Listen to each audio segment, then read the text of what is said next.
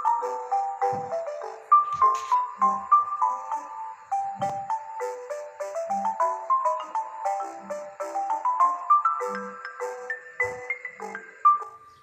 everyone, let me introduce myself. My name is Shirley Susanti Banunaek, but you can call me Shirley. I am a postgraduate student of Christian State Institute Kupang. This video is for a presentation assignment for the Psychology of Christian Religious Education course. In this video, I will explain material about personal, social, and moral development. In this material, I will explain 5 things. The first is about personality development. The second is about identity development and self-concept. The third about social development. The fourth is about development of morality, social responsibility, and self-control. The fifth is about obstacles to healthy development. In the personality development material, there are 5 things that will be discussed. The first is about temperament. What is temperament? Temperament is generally described as our relatively consistent inclinations to respond to events in the environment in particular ways. For example, if we tend to have strong emotional reactions to happening in the daily news, whereas a friend has little reaction, or different temperaments could be the cause. The second is about the influence of the environment on personality development. Suppose someone experiences a traumatic event, such as the death of a parent or sibling, a crippling disease like cancer, an economic disaster, or even a family moving to a strange new city. Factors such as then can influence personality development. The third part is about personality and emotional development.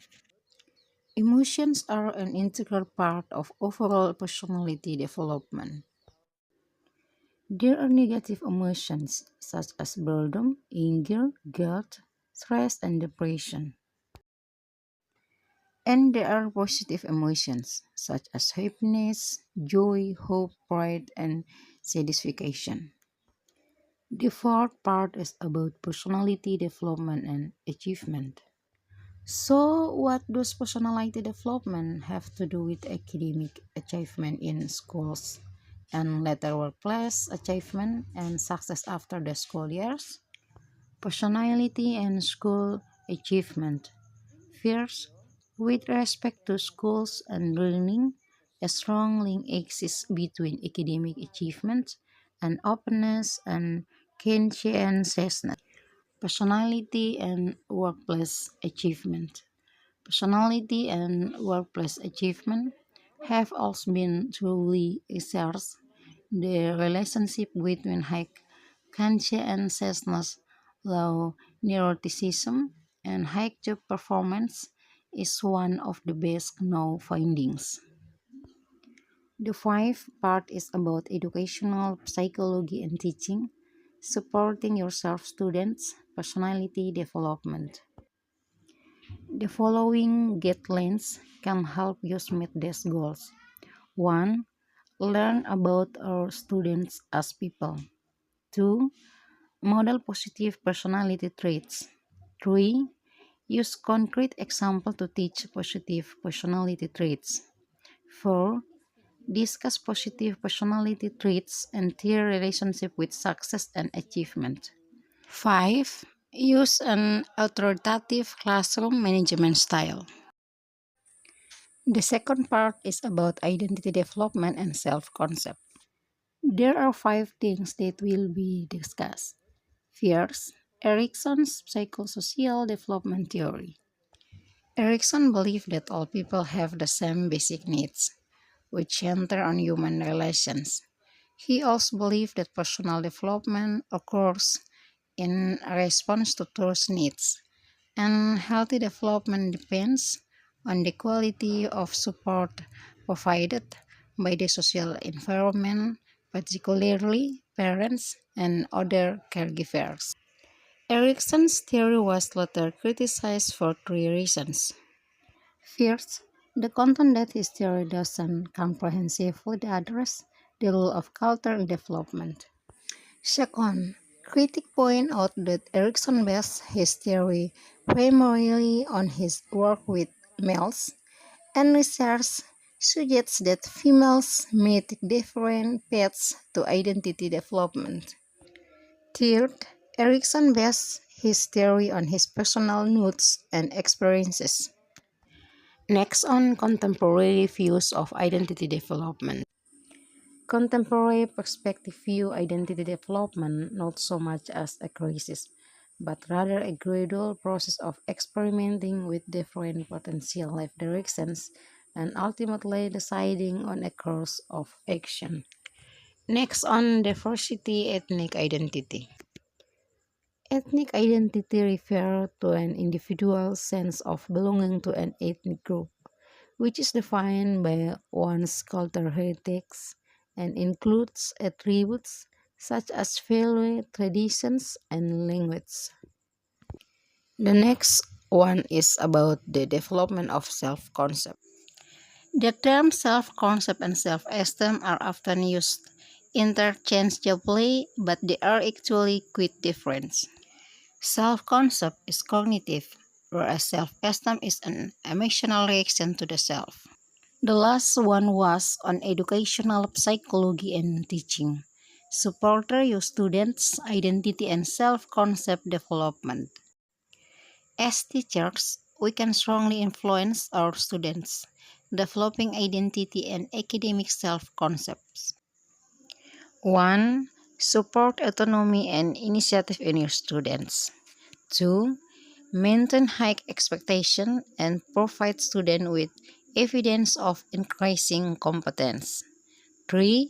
Create a safe and caring learning community in your classroom. 4. Communicate that students' ethnic backgrounds are valued and contribute to learning. The third submain is about social development. The first is about influence on social development.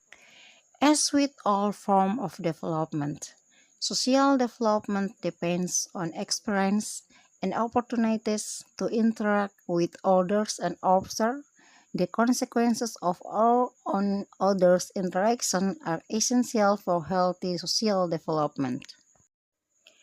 Part 2. Perspective taking, understanding other people's thoughts and feelings. Perspective taking, the ability to understand other people's thoughts, feelings, and actions, is at the heart of social development. The third is social problem solving. Social problem solving is the ability to resolve conflict in ways that are beneficial to all involved. As we would expect, social problem solving is the link to emotional intelligence. Part 4. Educational Psychology and Teaching. Applying an understanding of social development to your student. In our discussion of personality development, we suggested that you do the following to promote in your student. 1. Model positive personality traits. 2. Use concrete example to teach positive personality traits. 3. Discuss positive personality traits and their relationship with success and achievement. 4. Use an authoritative classroom management style. The fourth submain is the development of morality, social responsibility, and self-control. The first part is about community interest in moral development. Moral development has always been a priority in your society, and interest in it has increased in recent years, partially due to disturbing trends in our country. For example, nearly half of all students in our nation's schools report having been bullied. The second part is about the social domain theory of moral development. Moral domains deal with basic principles of right, wrong, and justice. For example, if a new children recognize that intentionally hurting someone is wrong. The third part is about Piaget's theory of moral development. Although cognitive development usually comes to mind when we think about Piaget, he also examined moral development. He studied the two forms of development in much the same way, by observing children, presenting them with problems, and asking questions to probe their thinking. Piaget found that children's response to moral problems can be divided into two broad status. In the first, called external morality, children view ruler as fixed, permanent, and enforced by authority figures. Piaget's second step, they develop rational ideas of fairness and see justice as a reciprocal process of treating others as they would want to be treated. Lawrence Kohlberg, a Harvard educator and psychologist, will on and extended Piaget's work. To do this, he used moral dilemmas, ambiguous, conflicting situations that trigger a person to make a moral decision as the basis for his research. As with all theories, Kohlberg's work has made contribution to our understanding of people. For instance, research generally supports his theory's suggestion that moral development depends on cognitive development and is a gradual, constructive process. The following about gender difference, the morality of caring. Men were more likely to base their judgment on abstract concepts such as justice, rules, and individual rights. Women were more likely to base their moral decision on interpersonal connection and attention to human needs. Next is about emotional factors in moral development. To advance moral development, researchers suggest we should teach children to feel guilt rather than shame when they misbehave. The combination of cognitive and emotional aspects of moral development can lead to improvement in both moral reasoning and moral behavior. Next, about educational psychology and teaching, promoting moral development in your students. 1. Model ethical thinking, behavior, and emotions in interactions with students. 2. Use moral dilemmas as concrete reference point for examining moral issue. 3. Use discussion to help students understand and respect the perspective of others. 4. Use classroom management as a vehicle for promoting moral development. The last part of this material is about obstacles in the development of health.